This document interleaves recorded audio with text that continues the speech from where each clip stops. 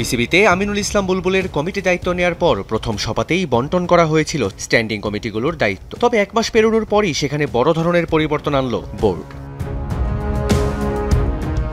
এর মাঝে সবচেয়ে বেশি আলোচনায় ছিল বোর্ডের নারী উইং। জাহানারা আলমের যৌন নিপীড়নের অভিযোগ রীতিমতো ঝড় তুলে নারী ক্রিকেটে। পুরনো ঘটনা হলেও স্বভাবতই নাম আসে কমিটির চেয়ারম্যান আব্দুর রাজ্জাকের। নারী বিভাগের দায়িত্ব একজন নারীর থাকা উচিত বলে মত দেন অনেকেই। এর মাঝে জাতীয় ক্রীড়া পরিষদ থেকে পরিচালক হয়ে আসেন রূপবাদ্দৌলা মতিন।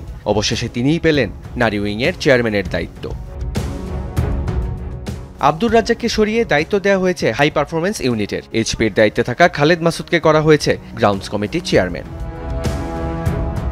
শুধু পরিচালকদের দায়িত্বই পুনঃবন্টন করা হয়নি, 3 ফরম্যাটেই দেওয়া হয়েছে নতুন সহ অধিনায়ক। অবাক করা পরিবর্তন এসেছে জাতীয় দলের দায়িত্বে।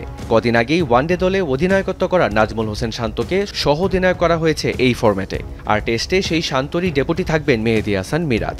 ভাইস ক্যাপ্টেনের পরিবর্তন এসেছে টি-20তেও। লিটন দাসের সাথে যেখানে ছিলেন শেখ মেহেদী, সেখানে এবার সহ অধিনায়ক করা হয়েছে এশিয়া কাপের ঝলক দেখানো সাইফ হাসানকে।